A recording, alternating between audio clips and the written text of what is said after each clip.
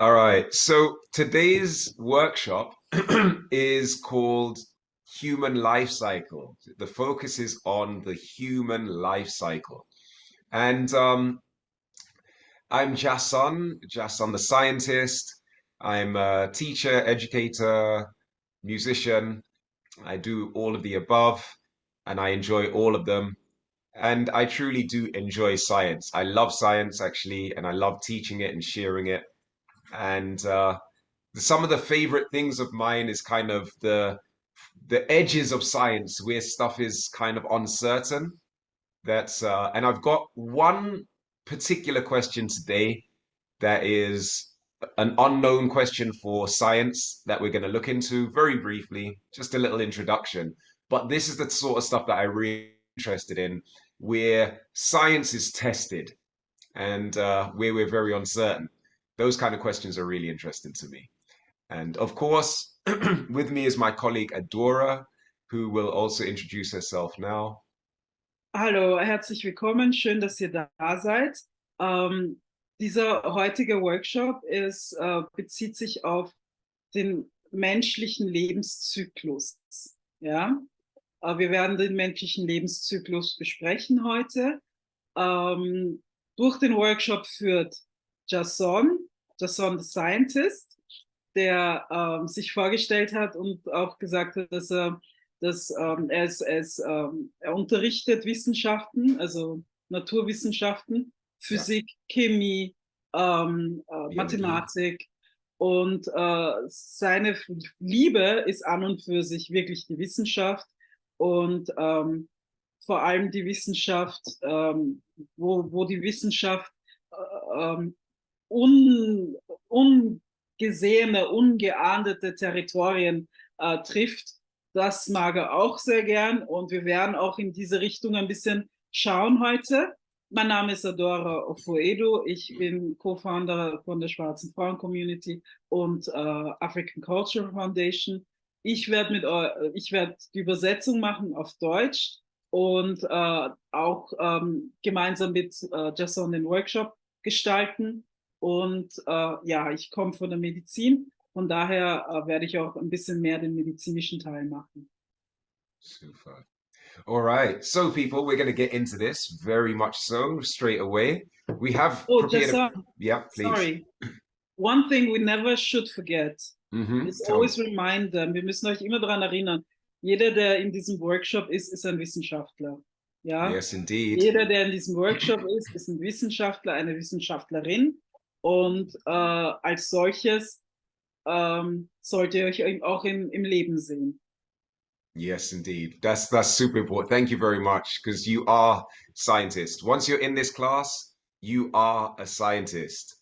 And so you must consider yourself that and know that you are that. There's no question. And it doesn't matter if you don't know things.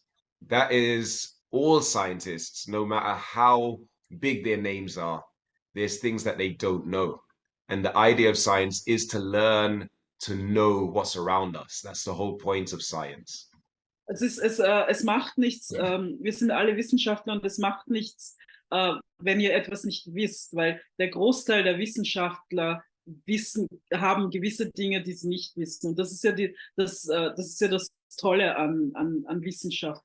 Man lernt immer wieder Neues und nimmt sehr viel Wissen mit. Und etwas nicht zu wissen ist keine Schande und kein Schaden. Yes, indeed. So welcome yourselves in.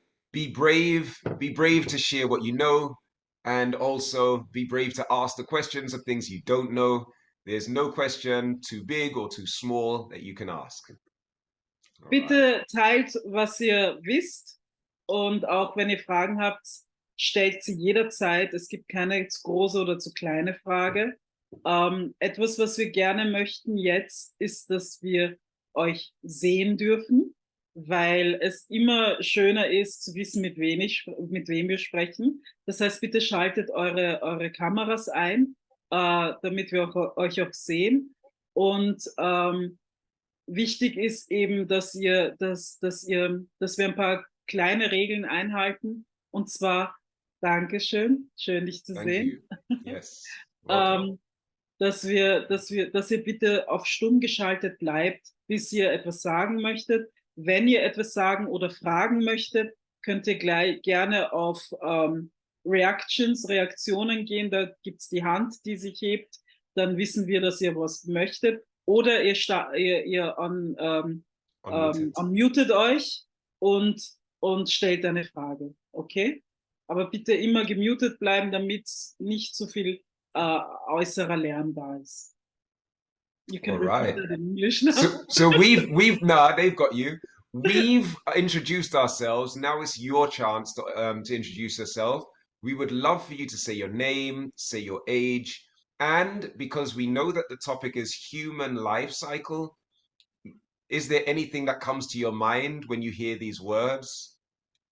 You can either share any ideas that come to mind, or also just say, I have no idea. It's all fine. But we want you to introduce yourself and share something. Bitte stellt euch jetzt kurz vor, sagt euren Namen und euer Alter. Und das Thema ist ja Human Life Cycle, äh, menschlicher Lebenszyklus. Fällt euch was zum menschlichen Lebenszyklus ein?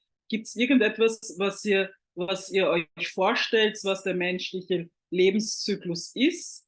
Auch wenn ihr euch nichts einfällt, könnt ihr das auch sagen.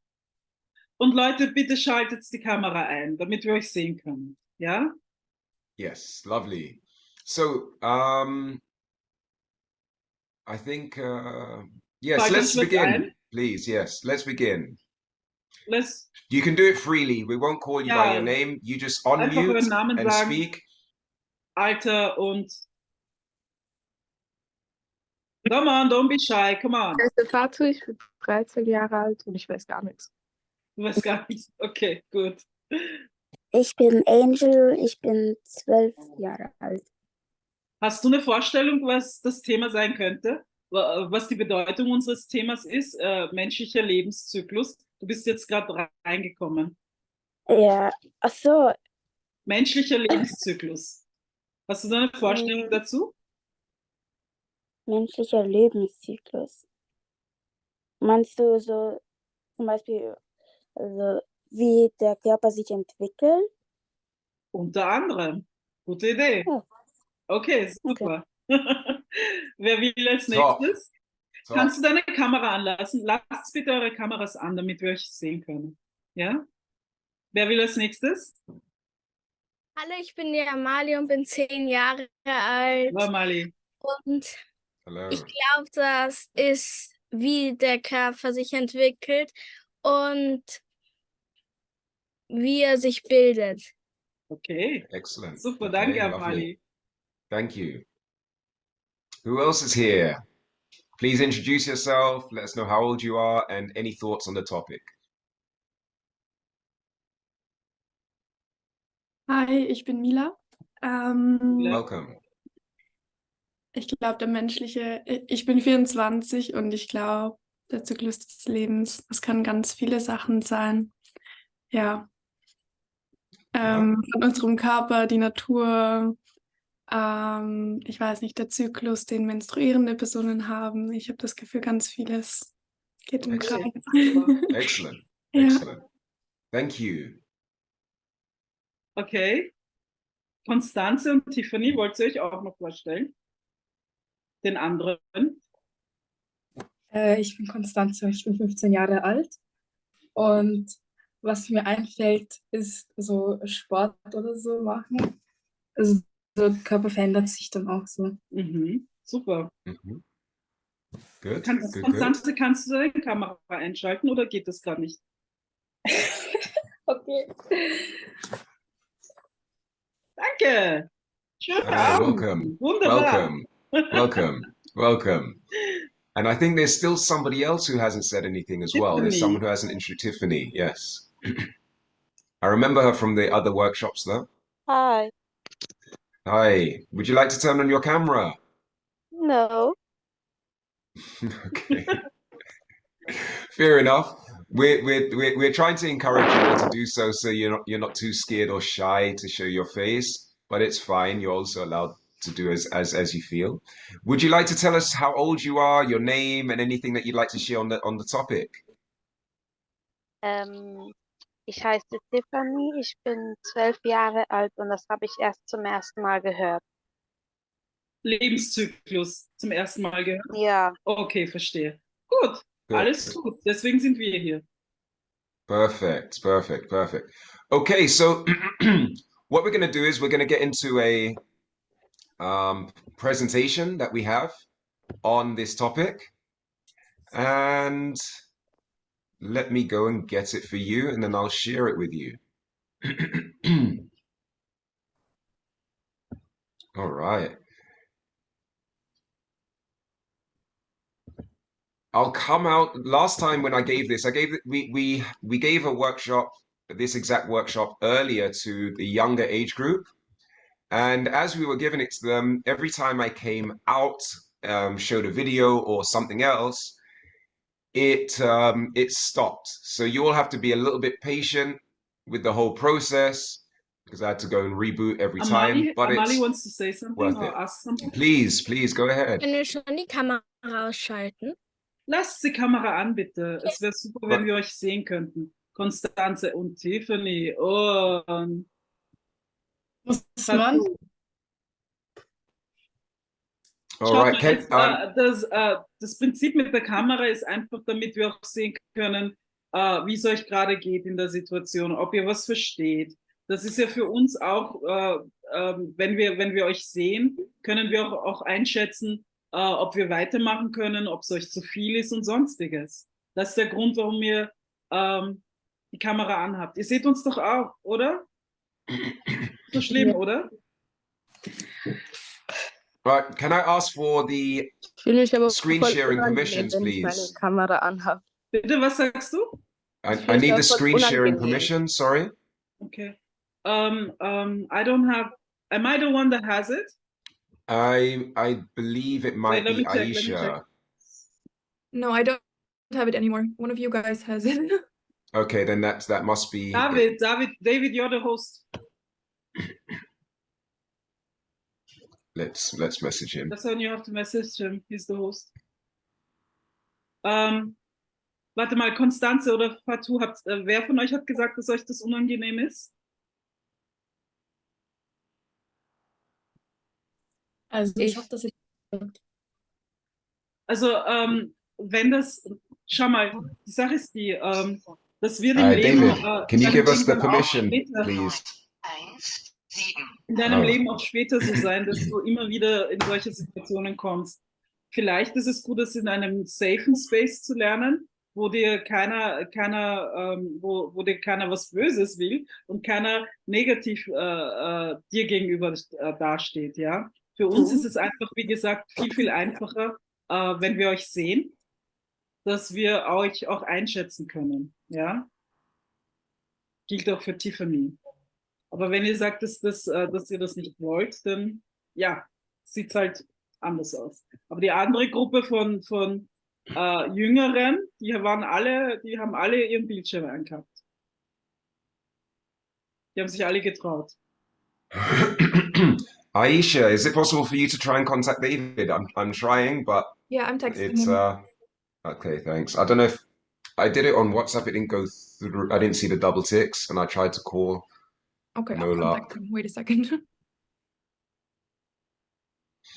All right, so whilst we're waiting, what we do is we don't always need all the pictures anyway, but what I would like to, some of you already gave us some ideas. It was already mentioned that there's different phases. Yep, so we're looking at the development from what we call fertilization, which makes the first cell, that is, for instance, your first cell came from the meeting of your mother and father's sex cells, being the sperm and the egg coming together. At that point of them meeting, it created a new cell. And that new cell was the first cell of you, a single cell. And that single cell became many and then formed you as you are today. But you began as a single cell. which is Also, quite interesting. And we're going to look at that because that is really interesting. And actually, the one question that I mentioned that science cannot answer is within this. So I will be giving that one quite early. We're going to get into that question in a second, and I'm not going to give it to you now. okay. But Wir, yeah, yeah. wir betrachten jetzt einmal, also solange wir noch warten, können wir schon an und für sich über das Thema sprechen. Und zwar über den menschlichen Zyklus.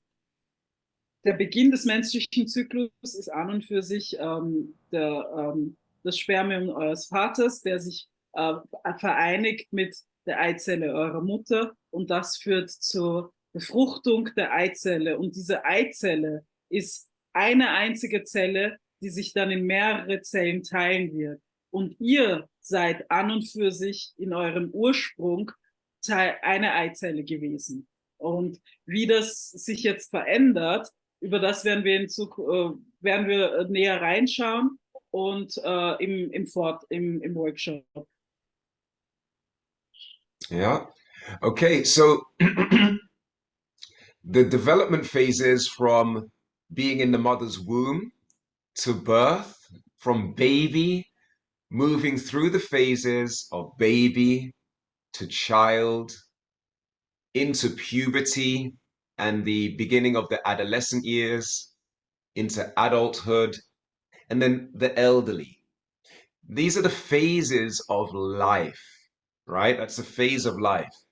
Also Now, if die you, Phasen, yeah, go on. die Phasen des Please. Lebens, die eben in der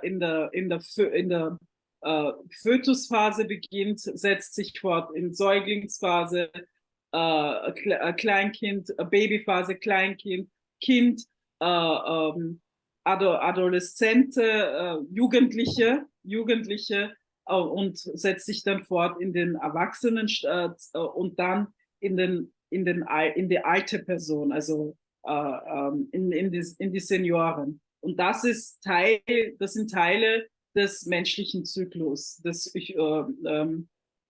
Zyklus des Lebens. And we would like to, if you think about this from where we started, so fertilization to a baby being our beginning points, to the end, so to the last thing that we mentioned being the elderly, so when you're much older, and all of the phases in between, there's a word that we're using often, which is a cycle. So if you think of a cycle going from beginning to end, just keeps on going around, a cycle. Is there anything missing from what we're sharing with you? These few phases that we mentioned, is there something missing or something else that comes to mind to make it a cycle? Are we going in a cycle so far, what I've said or what we've shared? Ja, also wenn ihr euch den Zyklus anschaut, von dem, was wir jetzt gesagt haben, sei es jetzt Fötus, Baby, Säugling, Baby, Kleinkind, Kind, Pubertät, also Jugendliche, Erwachsene, alte Person, Senior, gibt es etwas, was fehlt in diesem Zyklus, was wir nicht erwähnt haben?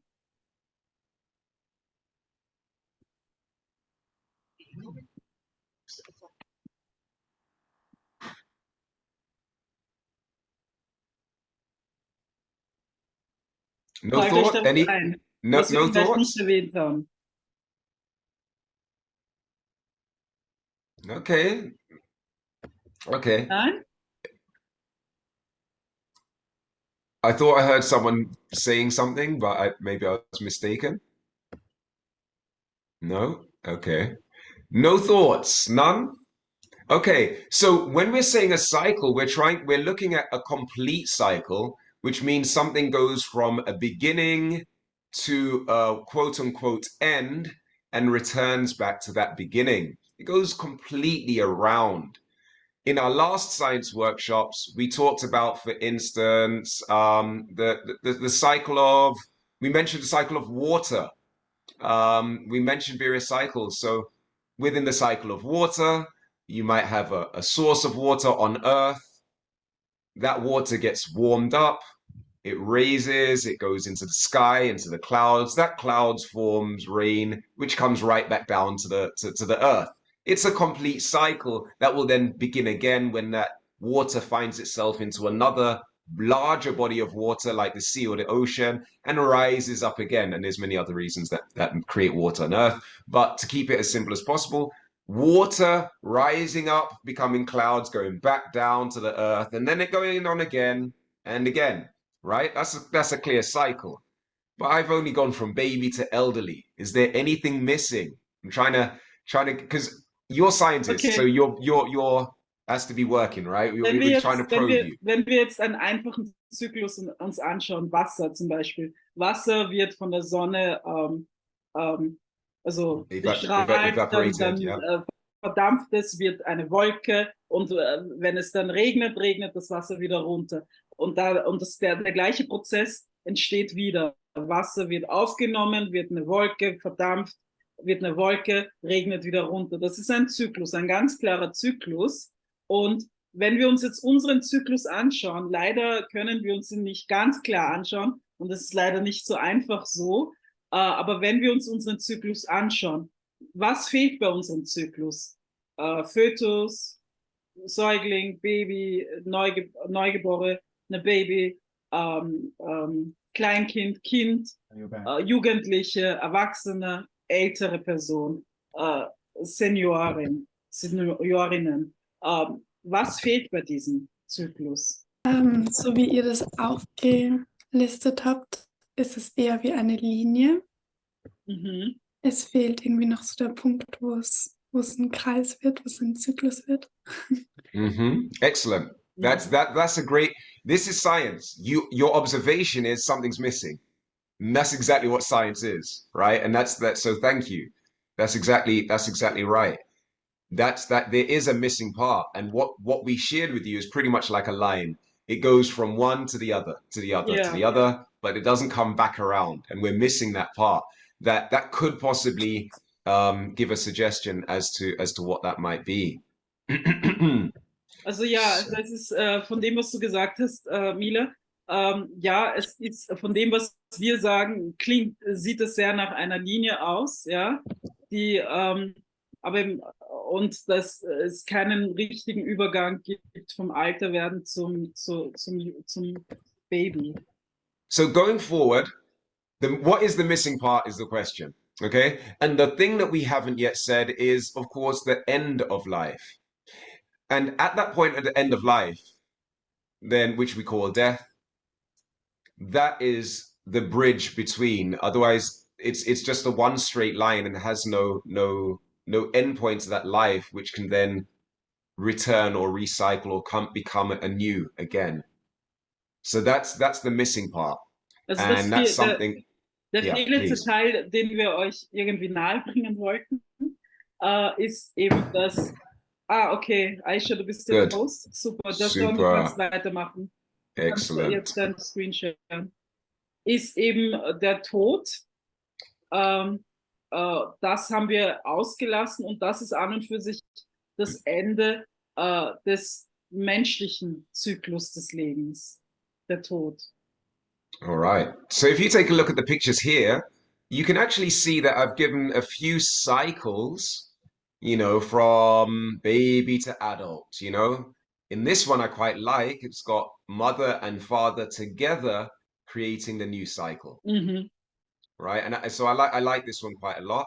And then I also like this one because it has arrows pointing from the baby all the way to the elderly, but it doesn't have an arrow going from the elderly to the baby because, of course, that's the missing part in this case. So we didn't mention that, but it's still part of it. And some of the things that you can get from that alone is that in this physical body as you are, you have this life as you.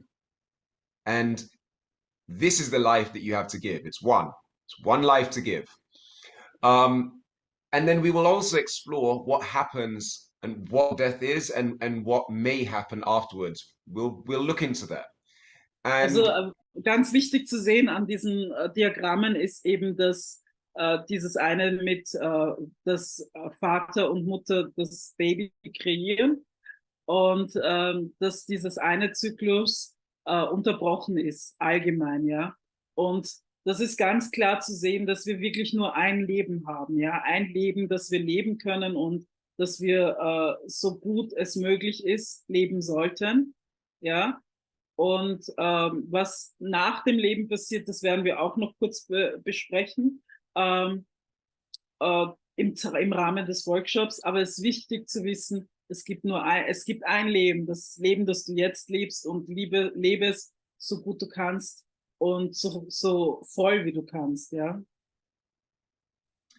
All right. So to add to this, it's in one way that a complete cycle exists is okay, Yes. a single person may die, but in the process of people's lives, they go from being babies, children, etc., to adults. And in their adult phase, they often start this period again where you have coming together with a partner to create a new life. And hence the cycle Exactly. begins again. This picture is actually really good because it actually shows how the Entschuldigung, Deutsch. Yeah. Dieses Bild ist eigentlich wirklich gut, weil es zeigt, wie der Zyklus sich schließen kann. Und zwar dadurch, dass du selber als Baby geboren wirst und deinen eigenen Zyklus absolvierst als Erwachsene, einen Partner findest, mit dem du wiederum einen neuen Zyklus beginnen kannst durch die Geburt deines Kindes. Das heißt, das ist die Art, wie sich der Zyklus an und für sich schließt und erweitern kann, weil du ja mehrere Zyklen beginnen kannst. All right. So let's go further and go forwards now. Here's simply another picture of the life cycle of a human. And in this case, you do have an end point, so to speak, going past life, beyond from fertilization to growth, all the way forward to the elderly, onto the point of dying, which the life itself fully ends. So we can't start another cycle until life itself fully ends. Ja. Yeah. Okay, das ist eben das Diagramm, bei dem man es wirklich sieht, dass man eben sterben muss am Ende, am Schluss. Das ist einfach Teil des Lebenszyklus, des eigenen Lebenszyklus. Und um eben einen neuen Zyklus zu beginnen, benötigt man an und für sich den Tod und eben Eltern werden können. So what we're going to do is we're going to move forward to a sheet. And if you see this sheet, we're not going to stay too long on it, but within this sheet, it's just an introduction to the various phases of life. And it has just a little overview of each phase of life. What I might do is go on. You can share that with them. I'll find the sheet. Also wir sehen uns jetzt ein Blatt, ein PDF an, auf dem eben die unterschiedlichen Zyklen des Lebens ganz kurz angerissen werden. Wir werden uns aber näher mit unterschiedlichen Bereichen befassen. Okay, so an introduction to the human life cycle is that, of course, we all have play a role within the life cycle. And we all, as we mentioned, go through various phases, which we're going to look at now. And then many people can live to a ripe old age. And we were talking about some of our family members living from in the 90s into their hundreds. I think Adora has someone in their family who lived over like to 110 or something. Is it My Adora? great-grandmother was Your about great-grandmother. 115, 120 years old. Amazing. And she actually still walked around going to the market. Yeah. And what country was she living in? She lived in Nigeria. Also Wonderful. meine Urgroßmutter war 100, 115, 120 in diesem Alter. Und sie ist noch selbstständig zum Markt gegangen und hat alles selbstständig gemacht bis zum hohen Alter und hat nie Right, lovely. gelebt. I think that's really important because in this worksheet here, this little brief overview, it mentions that in wealthy countries, people live between 60 to 90 years or so. And often people don't look at Nigeria as one of those wealthy countries, right? Ja. But you have a lot of wealth in Nigeria and a lot of affluence and a lot of long life being lived. Ich meine, auf diesen Worksheet steht, dass in reichen Ländern die Personen zwischen 60 und 90 Jahren alt werden. Aber es werden natürlich nicht andere Länder betrachtet, wie zum Beispiel Nigeria oder gar asiatische Länder. Also es gibt Länder, in denen Personen sehr, sehr alt werden. Und der Reichtum dieser Länder wird halt nicht in Betracht gezogen. Weil Reichtum ist ja nicht nur finanzieller Reichtum, sondern auch Reichtum an gesunder Ernährung, ausreichende Qualität der Luft und so weiter. Ja. Good.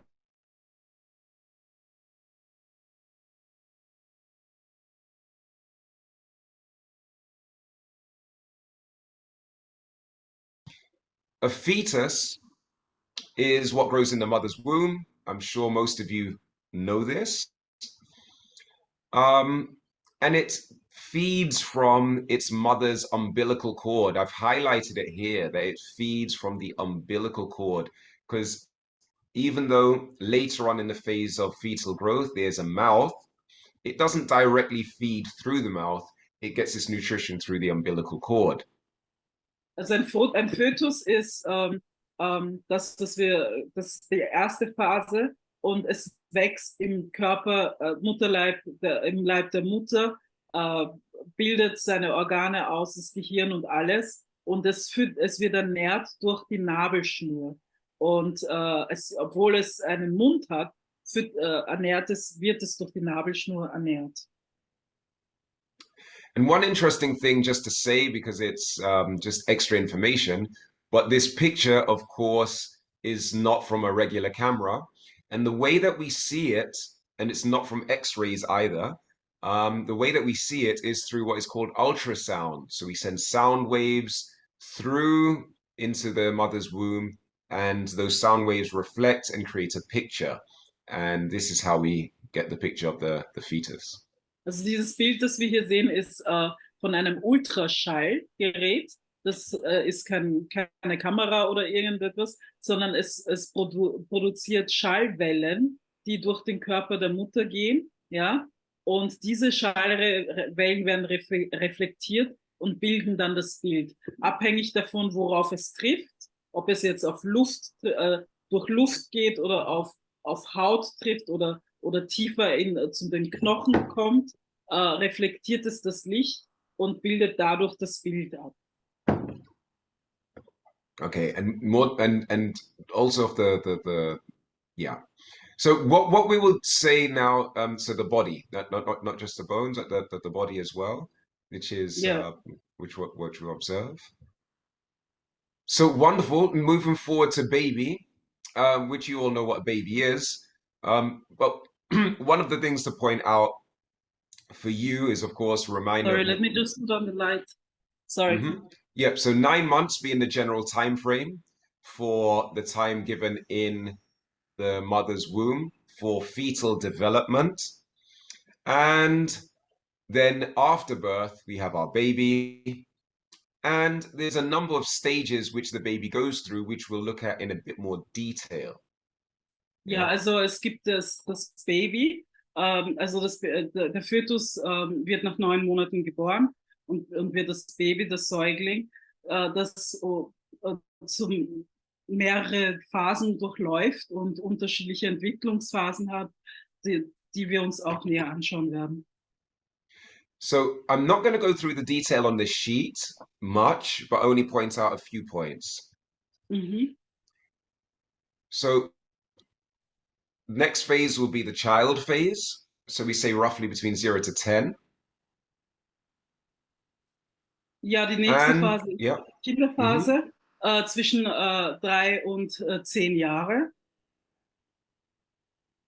And the phase after that would be the adolescent phase, which starts with puberty. And that starts a series of changes that moves you from a child towards becoming an adult. Also die Adoleszenzphase, also in der du als ein Jugendlicher bist, beginnt ab zwischen dem Alter von 10 und 19 Jahren und am Ende dessen wirst du dann auch als Erwachsener gerechnet und die Pubertät und die Phasen, die du durchläufst, werden wir uns noch genauer anschauen. So after adolescence, you are an adult and you just get about your business as you know adults to be. I don't need to tell you what an adult is, and there's nothing specifically that I want to say apart from you're at the peak of your physical fitness. Ja, also nach der Phase bist du ein Erwachsener und du bist auf der Höhepunkt deiner körperlichen Resilienz, deiner Fitness. Und da braucht man nicht viel sagen. Erwachsene sieht man überall. Also ja.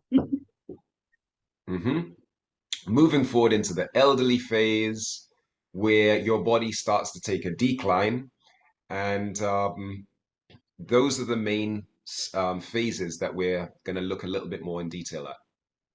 Ja, also endet natürlich mit dem Altern, Seniorenphase. Und ja, das sind die Prozesse, die wir uns dann auch etwas näher anschauen werden. All right. So I'm going to stop sharing that, and I'm going to bring us back to the presentation. And and again, I'm going to reload it as it's demanding. Reload it again. And the worst part is it doesn't even allow me to close it, which is crazy. I have to literally go to the task manager, end it, and then come back. Okay. It's mad. That's I don't weird. know why it doesn't like going to the Zoom, but as I come out of the Zoom, it blocks the presentation. So But it wasn't like that in the past, right? No, and it was the same laptop, literally. So I don't know what's going on, but let's do it. So it's ended, and we upload it again, or load it again.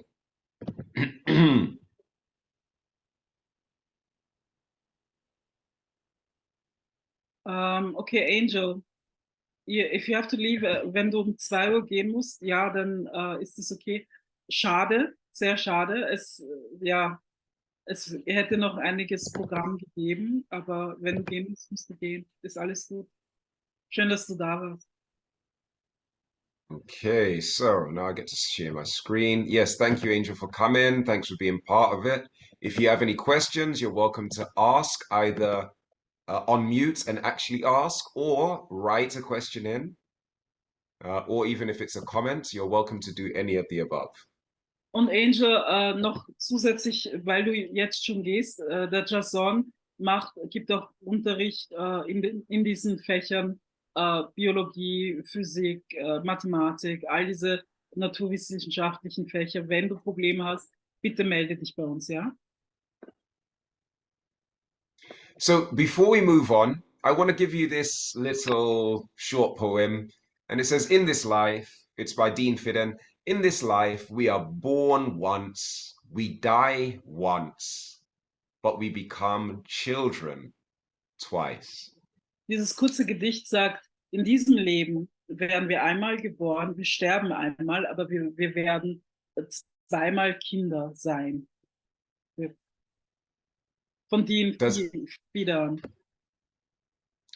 Does anyone have any ideas of what that might be or what that might mean, or does anyone want to share what their take on that is? Habt ihr eine Vorstellung, was es bedeutet, zweimal Kinder sein? Möchtet ihr was sagen? Vielleicht als Kind einmal ein Kind sein und dann als Erwachsener nochmal ein Kind sein, also als 18-Jähriger, damit man halt weiß, wie Adulthood funktioniert. Okay. Ja, interessanter Take. Danke. Mhm. Fällt noch wem was ein? Also vielleicht als Kind sein und dann vielleicht als ältere Person auch ein Kind sein. Ja, Angel, Yeah. danke, super. So what we're looking at, thank you for all the input that you just gave. And the idea behind it is that, of course, as a child, you're a child. That's obvious. But as you grow up and become older, uh, you can agree or disagree, but a lot of the time in adulthood, a lot of adults become very fixed on their life and lots of detail, and they get really serious about life, you know. And as an elderly, you're often maybe a grandparent, you've lived, you've seen so much, and you don't you're quite relaxed in life because you're comfortable in life, you know what's going on. And you return back to a much more simple way of living, even more joyful, or just going after things that just doing what you like, right? So you might see some old people who are set in their ways, who do the same things over and over, but it's simple, it's childlike, it's what they want to do. They return to a simpler way of living. So, That's one way to interpret it. also eine Art, das zu interpretieren, ist natürlich, kann sein, was du gesagt hast, Patou, aber in diesem Gedicht ist es eher das, was die Angel gesagt hat, dass man als Kind das Kind ist und wenn man dann älter wird, als Seniorin, dann wieder ein einfacheres Leben hat, dadurch, dass man eben in Pension geht und sich nicht mehr arbeiten muss in sehr vielen Fällen und einfach das Leben leben kann, machen kann, was man möchte, weil man eben nicht mehr gezwungen ist, in die Arbeit zu gehen. Und das Leben wird einfach wieder einfacher, genauso wie es als Kind einfacher war. All right, let's move forward. Let's get into a little bit of detail. And if you want to ask any questions during these phases, feel free. But we're going to move relatively quickly through some of the detail. At some points, we'll take longer and we'll kind of, so. Wir gehen jetzt ein bisschen mehr ins Detail und wenn ihr Fragen habt, bitte meldet euch. Wir werden ein bisschen schneller durch die Details gehen. Bei ein paar Sachen bleiben wir ein bisschen stehen und schauen es uns genauer an. Mhm. Aber wenn ihr Fragen habt, bitte immer gleich melden. Ja? Oops, actually, I didn't What mean to do happened? that, did I? That was me, because, all right, let's just go straight into this. Can you see? No, they won't be able to see the video unless I come out. That's why I did Yeah, it. So, yeah, let's get that video. And I think it's here. Okay, good. And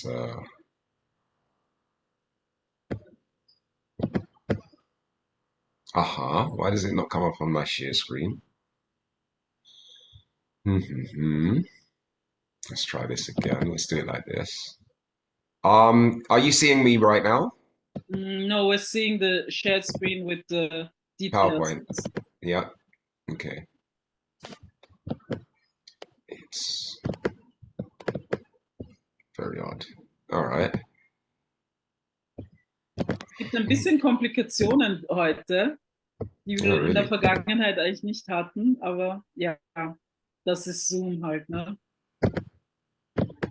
Oder online reden. Mm. And what's Okay. annoying now is that the Zoom itself. Okay. Hm.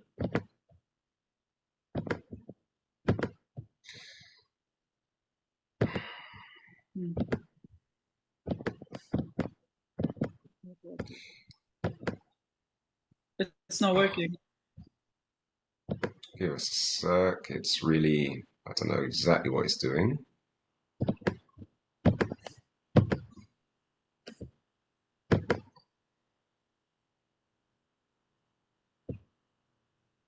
Uh-huh.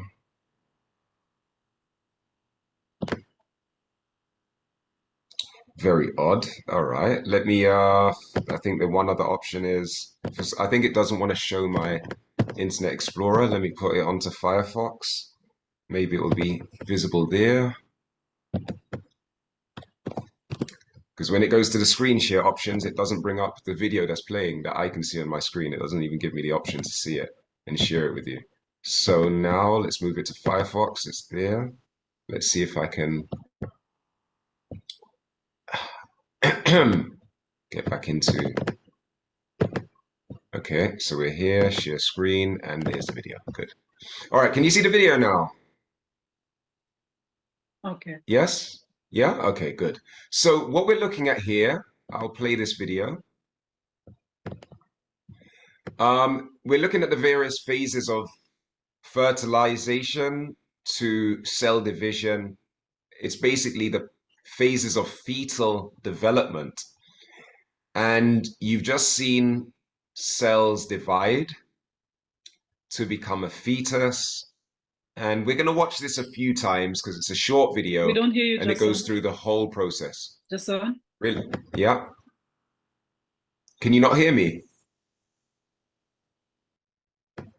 Can you not hear me? Yeah. Can you hear me? Yeah. You can hear me? Yes, we I can don't hear hear you, you. Jason. Ah, they Am can I hear the only me. one not hearing him, or is Yeah, they can hear me. Um, yeah. Maybe one of you can just write Adora to say that you can hear me. Let her know. Or I'll do it here.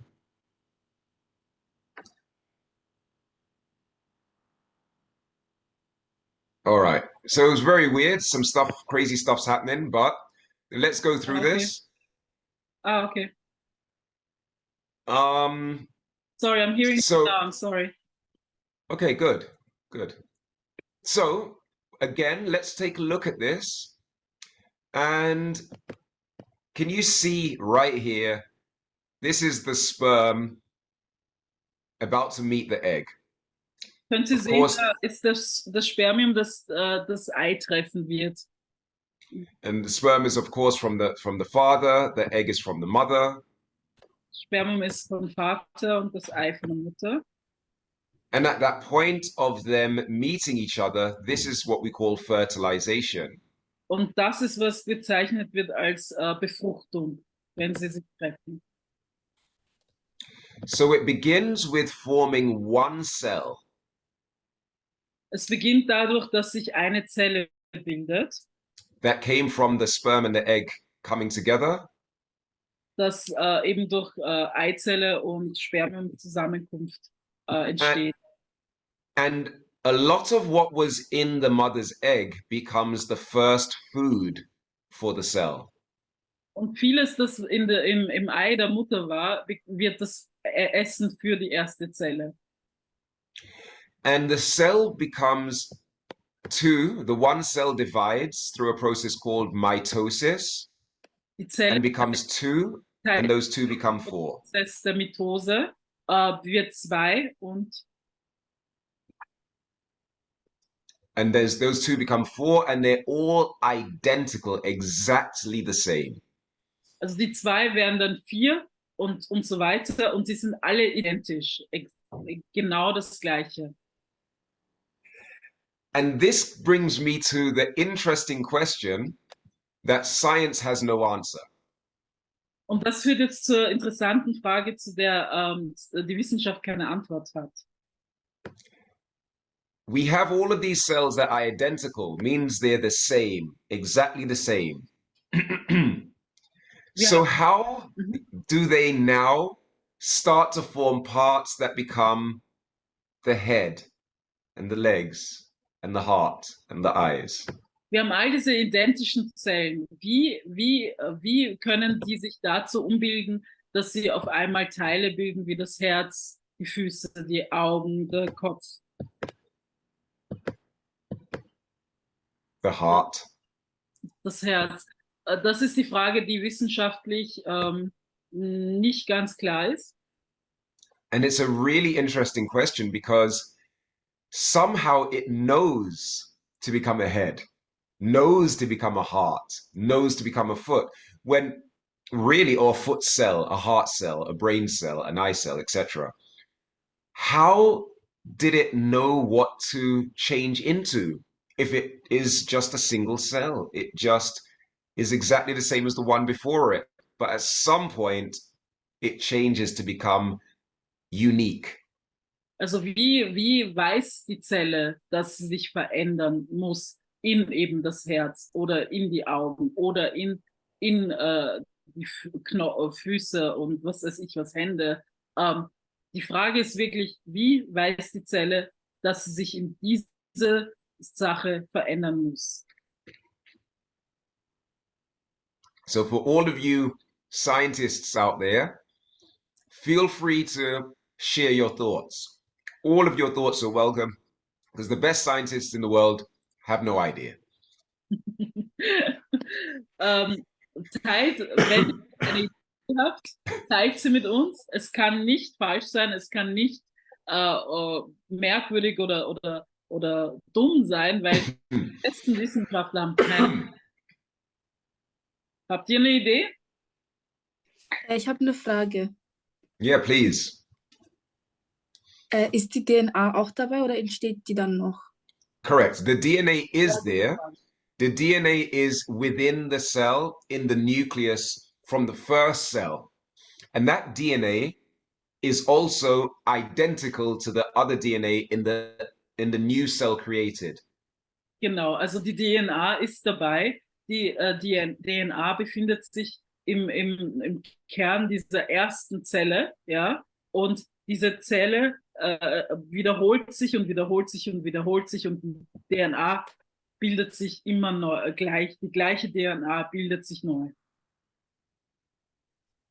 Mhm. So what does that make you think? Why did you ask that question? That's a great question. Ja, Why did you ask it? warum hast du die Frage gestellt? Ich weiß nicht, ich wollte einfach nur so wissen. Okay. Okay. Does anyone else in the room have an idea why she might have asked that? And or would you have... Wenn es Zwillinge sind, dann passiert es zweimal. Okay. Sind. Es hängt von der Art von Zwillingen ab. Can I answer the question? Please, please. Also wenn es Zwillinge sind, dann werden diese Zwillinge von einer, also die eine Eizelle teilt sich, bildet eine zweite Eizelle und teilt sich dementsprechend, ja. Aber das sind die Ursache, die Quelle ist die gleiche. Deswegen spricht man auch von Eineigen und zwei Zwillingen zum Beispiel. Die sind ident, ja. Mhm. Dann gibt es natürlich auch die Zweieigen-Zwillinge. Die haben dann unterschiedliche Spermien, sagen wir so. Also das sind, die entstehen aus unterschiedlichen Spermien und unterschiedlichen Eizellen, die einfach zusammen sind dann. Is there anyone that would like that to be said in English, or is it fine? Maybe you repeat it in English. Say it in your words. So, as was said, there's two possible ways that you form twins. One way could be that you have the mother who had more than one egg present in in the womb, or yes, in the womb, and two cells from the father came and fertilized each egg separately. Hence, you get two non-identical twins, so two different looking twins, because they come from a different cell from the mom and a different cell from the father. The other way is that one cell was fertilized, and when it divided, those two began their separate journey to form a body instead of just forming one body. So, so looking at the picture, somehow the intelligence that you have that exists within you, your body knew to separate itself into heart, head, and foot.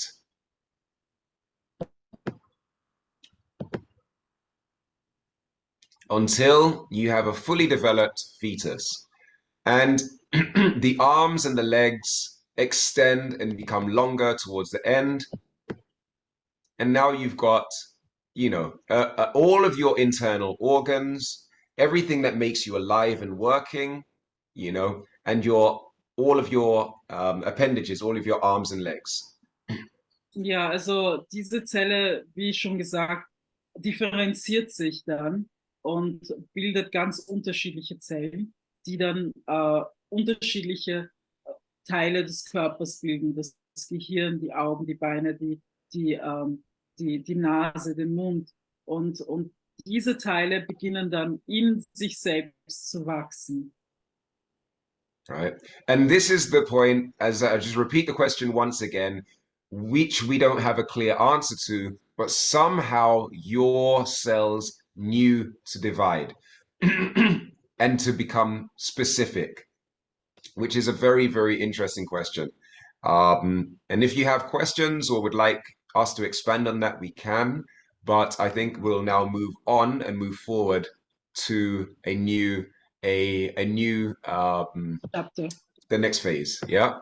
So yeah, go on. Wenn ihr Fragen habt, könnt ihr gerne fragen diesbezüglich, aber wie gesagt, die Wissenschaft weiß nicht genau.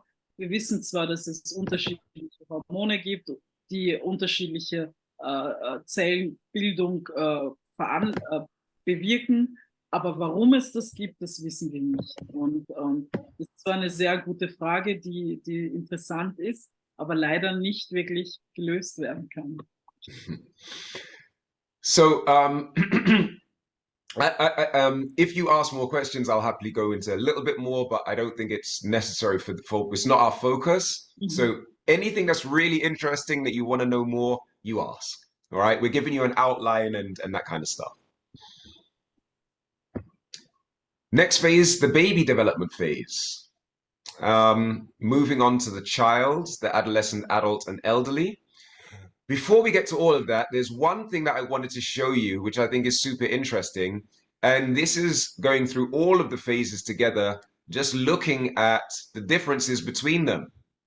What differences do we notice when we look at this picture here? We're looking at what we call the proportions of their body. So the head to body to leg ratio, this type of thing. Ja, also What are the schauen wir uns jetzt differences mal that you das notice? Foto an. Was sind die Unterschiede, die euch in der Entwicklung des Kindes bis zum Erwachsenen auffallen, im Verhältnis Körper und also Körper relativ Ration oder Körper, Verhältnis. Verhältnisse, genau. Can you take the other picture? Mm-hmm. This one, right? You want this one? Mm-hmm. Yeah, it's better for them, I think. Also wenn ihr euch die Körperverhältnisse anschaut, was verändert sich vom Kind zum Erwachsenen? Bei den kleineren Kindern, also sind die Köpfe oft größer als bei den größeren. Ja, super, super. Mhm. Ist noch was sich verändert? Der Unterkörper, der ist immer ein bisschen kleiner und ein bisschen breiter. Okay, super. Mhm. Jason, you want to? All right. Yeah, well done. Excellent answers. And that's exactly what you see. The head of the baby is literally, it could be up to 25% of the whole length of the height of the baby. That could literally be 25%, a quarter of their whole length. Also das war eine vollkommen korrekte Antwort. Beim Baby ist es so, dass der Kopf des Babys ein Viertel des ganzen Körpers ausmachen kann bei einem Baby. Ja? And so you mentioned the head and also the body. Body, der Körper, ja. Which in proportion, when you look at the leg proportions for the babies are also shorter. So the same way in the fetus, it started off with really short arms and they got longer. And the same with the legs. It happens and continues after birth as well. The legs get longer in proportion. The arms get longer in proportion. Genau, wie du es beim Fötus gesehen hast. Die Arme waren ganz kurz und sind dann länger geworden. das setzt sich beim Menschen, also beim fort, dass die Arme und Beine kürzer werden, sind, aber dann, je älter sie werden, auch länger werden. Amali, please, you can unmute yourself and ask or speak. Dass die Organe noch nicht an den Körper angepasst sind. What does that mean, Adora? I didn't fully That the understand it. The organs are not organs aren't. yet adopted to the body. Um, Meinst du bei den Babys, gell? Bei den Kleinen? Ja, Dass die Organe so groß sind und dass deswegen der Bauch zum Beispiel so groß ist und der Kopf so groß ist mit dem Gehirn. Meinst du das? Ja. Mhm. okay, super. So yeah, Super gedacht, ja. Sehr gut. and so it's but it's fine for it's not a problem for the babies. It's not that it's wrong. It's just that it needs over time it develops and finds itself into a new proportion. But they're super huge, just like the baby's head is super huge. The organs also can be quite large in comparison. Aber das heißt nicht, Entschuldigung, aber das heißt nicht, dass die Organe beim Älterwerdenden, beim Erwachsenen so klein bleiben wie beim Baby. Die Organe wachsen mit dem erwachsenen Menschen dann immer weiter. Je älter du wirst, desto größer werden deine Organe. Aber weil dein Körper größer wird, passen die Organe viel besser rein. Das sollten wir doch erwähnen, weil sonst glaube ich. And you can see that in, for instance, this picture, where you can see, of course, we're not talking about the baby being the same height as the adult, of course not, right? And in the same way that we're not talking about the height being the same, we're talking about the verhältnis, the ratio. And so the heart of the baby would be big for the baby's body and a large portion of it. And it grows a little, but it's for the adult body, it's smaller in comparison by ratio. Genau. Also, man sieht an diesem Bild ganz klar die Verhältnisse, dass das Baby an und für sich wirklich klein ist im Vergleich zum Erwachsenen, dass das Herz des Kindes aber sehr groß ist für den kindlichen Körper. Im Verhältnis zum erwachsenen Körper wächst das Herz zwar, aber es ist klein im Verhältnis zum erwachsenen Körper. And one other thing to say is that the baby's head grows a little bit to you're an adult. There's not a lot of growth that occurs, but there is still some growth even in the head. Ja, also der Kopf des Babys wächst ein bisschen zum Erwachsenenwerden. Es ist nicht so ein großer Wachstum, aber es ist doch, es wächst schon ein bisschen. Und dann sieht man auch eben das Verhältnis, weswegen das Baby so einen großen Kopf hat, ist, weil es als Erwachsene nicht mehr so viel wächst.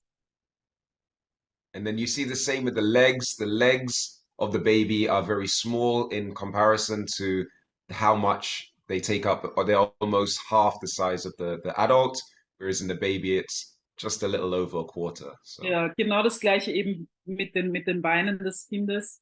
Das ist beim Baby wirklich sehr wenig der Größe einnehmen, aber beim Erwachsenen sind die Beine dann viel, viel länger als beim Baby.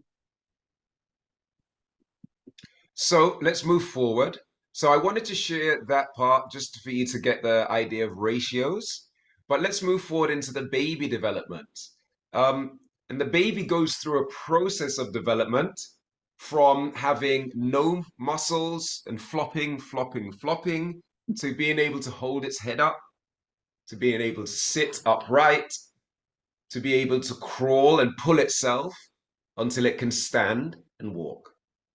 Also wir sehen hier anhand dieser Bilder und der Monate, wie das Baby sich entwickelt. Also, dass es am Anfang den Kopf nicht heben kann, aber den Kopf heben kann und dann krabbeln kann und dann sitzen kann, aufstehen kann, sich drehen kann und all diese Sachen kann das Baby innerhalb dieser Monate. Das beruht auf Muskelaufbau und Mobilität. Die Mobilität wird einfach gefördert mit dem Alter. And it goes through the same process with its understanding and how to communicate and being able to speak and language. Und es geht eben auch durch den gleichen Prozess mit der Sprache, mit dem Verständnis. Was kann das Baby verstehen? Wie kann es sich ausdrücken? Es lernt zu sprechen und kann auch mit Sprache sich ausdrücken und nicht nur durch Schreien. Und das entwickelt sich eben in diesen Jahren, in diesen Monaten. And of course, all different children, babies, sorry, develop at different stages. So some might walk at, 8 months and so on. Some might walk in a year and plus months, year and 3 months, year and 4 months. So that it's not the same for every baby. Ja, also die Entwicklung ist an und für sich nur die Basis. Der Durchschnitt der Kinder entwickelt sich auf diese Weise, aber jedes Kind, jedes einzelne Kind entwickelt sich anders. Ich habe das beim letzten Vortrag schon gesagt, meine älteste Tochter ist mit 8 Monaten gegangen. Sie war sehr, sehr schnell und dementsprechend gibt es auch Kinder, die einfach langsamer sind. Das ist normal, das ist kein Mangel oder so. Mm. I wouldn't have believed it if I didn't see it myself. But my little one, her first word was she was born in Taiwan, and her first word was in Mandarin, and she was 6 months old. And they used to call her Hokka'ai, which means she's cute. So that's all she heard. Every Taiwanese person coming to her would say Hokka'ai or Hokka'ai Hokka'ai, Hokka'ai. So at some point she blurted it out, and it was real. I could understand what she was saying, but she was so young. She couldn't do this all the time and repeat it. But her first time was very early, which was, interesting. Also Jasons Tochters erstes Wort war Hokka'ai, das heißt süßes, sehr süß, sie ist süß. Und das wurde ihr das ist Mandarin, wurde ihr in Thailand. Ja, Taiwan. Immer wieder gesagt, und das war das erste Wort, das sie dann gesagt hat, weil das Wort ist, das sie ständig gehört hat. Ja, sie ist süß. Right. Okay, so let's go forward to the phase of children, which is just when you start to kind of develop your speech, your thinking, learning about your environment and how to interact, going to kindergarten or school, getting into games, learning how to set your boundaries, learning to make friends and groups, these kind of things. Also Kinder sind dann schon ein bisschen selbstständiger, aber sie lernen, wie sie eben das Sprechen, sie lernen in der Schule, sie lernen mit anderen Kindern zu interagieren, also lernen Beziehungen aufzubauen. Und das lernen sie eben im Kindergarten, in der Volksschule.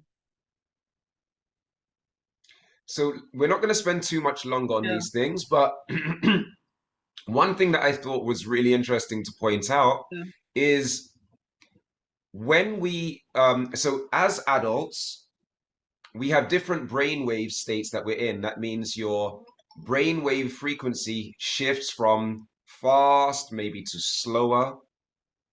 They can change. When you're sleeping, they're very slow. Right now, we're in what we call beta. If you look on this chart here, we have these different names, gamma, beta, alpha, theta, delta, and we're now in beta where we're awake, we're speaking, we're listening, we're active. And this is beta. Okay, also als Erwachsener hat dein Gehirn unterschiedliche Gehirnwellen, die unterschiedliche Formen, ja. Und diese Wellen sind davon abhängig, was ich gerade mache. Wir sind momentan im Beta-State, das heißt, wir sind konzentriert und kognitiv aktiv, ja. And when you're sleeping, it slows down. Genau, und wenn du schläfst, verlangsamt sich das alles. So if you look, it's slowing down means going down to alpha, theta, and delta. Okay, und wenn das Langsame, also das Verlangsamen, ist zwischen Alpha, Theta und Delta. Und im Schlaf ist es wirklich ganz, ganz langsam. And what we notice is that for children up to, say, between the ages of 5 to 8, they're operating mainly in alpha, even though they're awake like we are now, and they're cognitively present and they're active doing motor things and speaking and so on. They're mainly in alpha state around 5 to 8.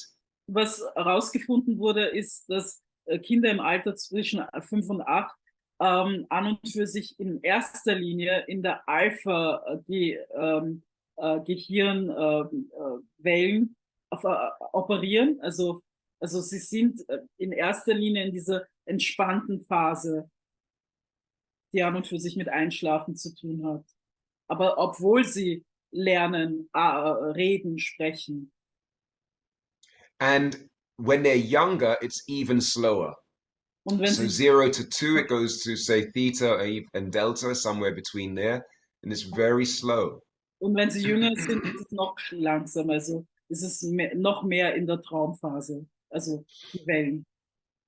And what that means is as we're children between the ages of, say, 0 to 7 or 0 to 8, we're actually absorbing information and learning and picking up trends, patterns, symbols as children.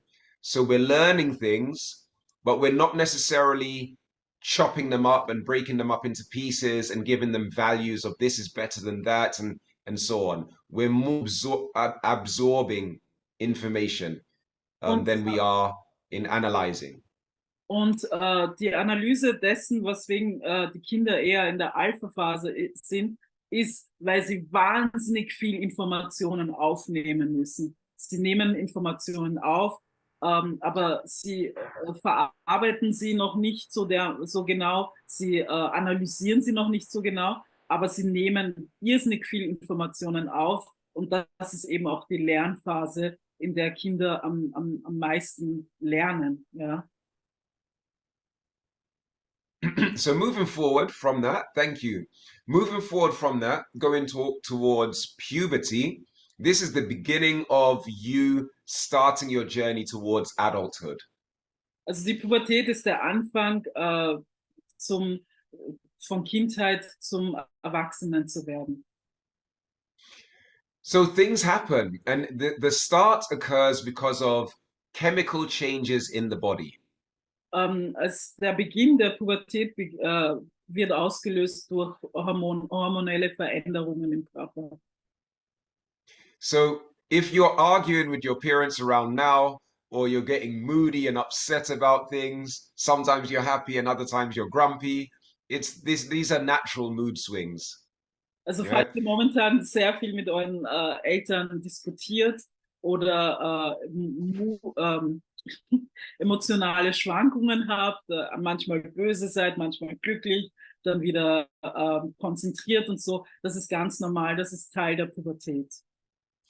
And also similarly, feelings of, I don't know where I fit in, my body's changing, I don't know what's going on, I feel weird, I don't know if I should be this or that. All of these types of feelings of there's changes going on. So your body is natural at this age to feel uncertain about what's happening because things are happening outside of your control and it's real changes that are changing you physically and emotionally.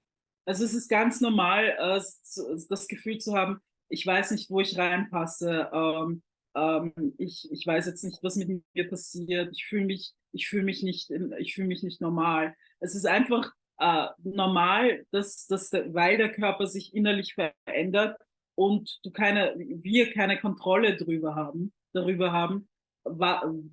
die Änderungen, die passieren. Und das ist vollkommen normal, sich so zu fühlen. Right? So when you look at this, you can read this with me, but puberty is a time when a boy or a girl becomes sexually mature. That means that they're becoming adult-like. And especially the changes occur within their reproductive system, their reproductive organs. They're becoming more adult-like. So we noticed changes towards an adult type of body, for example. Also in der Pubertät, das ist die Zeit, in der Mädchen und Jungs sich sexuell entwickeln und mehr erwachsen werden, also erwachsener erscheinen. Und in diesem Sheet ist es so, dass eben zwischen dem Alter von 10 bis 14 Jahren beginnt die Pubertät bei Mädchen und bei den Burschen zwischen den Altern von 12 und 16. Da ist es leicht verzögert und natürlich kann es manchmal etwas früher sein oder manchmal etwas später. Right? And it causes, exactly. And so you can see that with girls, it's a little bit earlier than boys in general. So 10 to 14 within girls, 12 to 16 within boys. Um, and it causes, like we said, physical changes and affects boys and girls in slightly different ways. Das führt zu physikalischen, optischen Veränderungen und sie sind bei Burschen und Mädchen ein bisschen unterschiedlich, aber doch sehr ähnlich. So let's take a look at some of the changes that occur within girls. You have height spurts, maybe mood swings, almost certainly mood swings, pimples and acne, yeah, spots. Some do, some don't. The same with breast growth. Your chest begins to grow. Your hair growth starts. You start getting hair growing on your armpits more and pubic hair as well. And then your period begins from the process of puberty. Also wenn wir uns die Pubertät bei Mädchen anschauen, das ist sehr wichtig in dieser Runde. Wachstumsschübe gibt es bei Mädchen. Es gibt natürlich auch Stimmungsschwankungen, glücklich, unglücklich, müde, grantig. Also das ist alles Teil der Pubertät. Pickeln entwickeln sich unangenehm, aber ist Teil der Pubertät. Die Brüste entwickeln sich, die Haare wachsen sowohl am Kopf als auch unter den Armen, Achseln und auch im Genitalbereich. Und ihr werdet die Periode kriegen, falls ihr sie noch nicht habt. And just to look at this for boys as well, similarly, all the same things in slightly different ways, but the hair growth occurs, height growth occurs, voice changes, the voice generally deepens. So when you have teenage boys, their voice might change between deep and high and deep and high because it's changing and it's trying to figure itself out. It's going through a process of change and it flip-flops back and forth. The Adam's apple grows. So on men or boys, they start to grow this spot here that I don't know if you can see it, but it pops out. Not well. Right? I'm sure they can see that with their dads. Right. Yeah, you can't see it so well under the beard. And I'm not going to shave for the workshop right now. So, also we go through mood swings and our chest grows as well. Ja, also bei Burschen ist es ähnlich. Also Haarwachstum, an den Armen, Genitalbereichen, natürlich auch Größenwachstum, Wachstumsschübe. Was sich bei Burschen stärker ist als bei Mädchen, ist die Veränderung der Stimme. Also die Stimme wird einfach tiefer. Und da gibt es auch immer diese, ja, für mich lustige Situationen, wenn die Stimme dann einen Knacks macht und von hoch auf tief geht. Das ist Teil der Veränderungen in der Pubertät bei Burschen. Dann eben auch die Genitalien wachsen. Sie haben ebenfalls Stimmungsschwankungen und die Brust wird auch größer. Now, what plays a major role in puberty is your reproductive organs. I'm assuming that this group can probably tell us that you probably already know what your reproductive organs are. Was eben sehr wichtig ist bei der Pubertät, sind die reproduktiven Organe. Also ihr wisst ihr, was die reproduktiven Organe sind, wo sie bei euch sind? Kann mir das wer von euch sagen, wo eure reproduktiven Organe sind? Wo findet man die bei euch?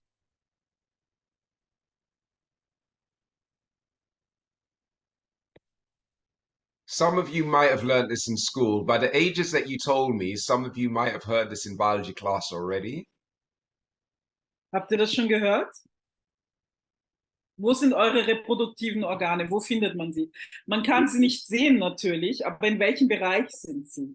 Unten im Bauch. Sehr gut, unten im Bauch. Am Unterbauch. Genau, unten im Bauch ist der Unterbauch und dort findet ihr eure reproduktiven Organe. Korrekt, super. Danke. Super. Excellent. Who said that, by the way? Ich sehe hier EPOP. Who is EPOP? EPOP. Who's EPOP? Do you mind showing us your picture for a second? Oh, wow. Can you tell us, how Wie heißt- old are you? Und wie alt bist du? Ich bin 10. Oh, wow. Okay. Excellent answer and such a Fun. brilliant answer. And you're so young. Well done. Und wie So- heißt du? Ich heiße Alicia. Alicia. Schön, dass du da bist. Okay, thank you for coming, Alicia, and thanks for your participation. Excellent answer. Really good answer. And you are scientists, remember that. There's nothing that you have to worry about in terms of asking a question. Is it too easy? Is it too simple? Should I already know that? There's no wrong question in science. So Genau. as you are scientists, feel free to ask anything, no matter how difficult or simple you think it may be. Wichtig ist nochmal, ihr seid Wissenschaftler und es ist egal, welche Fragen ihr stellt. Die Frage, ihr könnt denken, das ist vielleicht eine dumme Frage oder eine einfache Frage oder eine schwere Frage. Jede Frage ist legitim, jede Frage darf gestellt werden und auch jede Antwort ist in Ordnung. Wir lernen nur dadurch, dass wir Fragen stellen und auch Antworten geben und es gibt keine falsche Antwort und es gibt auch keine falschen Fragen. Ja? So what we're going to do now is we're going to move in towards what the reproductive organs are, and we're going to show you what they are for females. The female reproductive organ Also wenn ihr is here. die Yes. Would you like to go through it, Adora? weiblichen reproduktiven Organe anschaut, die sind genau, wie du gesagt hast, Alicia, im Unterbauch, ja, da findet man den Eierstock, die Eierstöcke, das sind diese runden Kugelchen, the Ovaries, die Eierstöcke, ja, und in den Ovaries bilden sich die Follikel und diese Fimbre, die da sind, das sind wie Hände, die eben sich dann über die Ovarien drüber stülpen, ja, drüber geben und über die Follikel, über die gelangt dann die Eizelle in die Fallopian Tubes, in den Eileiter, ja, und weiter findet man hier dann den Uterus, die Gebärmutter, und die hat eben ein Gebärmutterdach und dann das Endometrium, das ist die Schleimhaut, die Gebärmutterschleimhaut, und das Myometrium ist die Gebärmuttermuskulatur. Beides ist wichtig, wenn man eben ein Kind gebären möchte, weil die Schleimhaut sich verdickt, um eben dem Kind die anfängliche Nahrung zur Verfügung zu stellen. Und die Muskulatur muss das Baby dann auch tragen in der Gebärmutter, damit es nicht rausfliegt. Ja? Und dann gibt es den Gebärmutterhals, den Cervix, und führt beides dann in die Vagina, in die äußere, die führen dann zu den äußeren Geschlechtsorganen. Yeah, that's the general of the female reproductive organ. Okay, so I'm not going to repeat it, but I think it's a lot of information, and there's more to come. So I think we're going to move forward. I'll try the next one to speak German and English. I forgot. I think most people in here are good with German. Yeah. So I think it's up to me. It seems very good. if anyone isn't sure, please feel free to ask us if you would like it in English as well or something. But it's we thought it was important for you to hear this next part. So Adora. Also mir war es sehr, sehr wichtig, diesen Teil hier mit euch zu besprechen, weil bei mir war das so, als Kind habe ich meine Periode gekriegt. Also das ist aber, da geht's hier geht's wirklich um die Periode, um die Regel und die Regelblutung, verbunden mit dem sexuellen Zyklus einer Frau, eines Mädchens. Und ich habe meine Periode gekriegt und das Einzige war, was ich gesehen habe, okay, ich blute und meine Mutter, die mir sagt, du bist jetzt eine Frau. Keine weitere Erklärung. Deswegen war es mir ganz, ganz wichtig, ein bisschen näher darauf einzugehen, was in der Periode passiert, ja, in der Regel passiert. Warum hast du eine Regel? So it was really important for me to put this in because I was just told I have my period now and I'm a woman now. But I didn't get real explanation why I am and what does that even mean. Ja, also es gibt zwei Phasen, und zwar die follikuläre Phase, the follicular phase, und die luteale Phase, the luteal phase.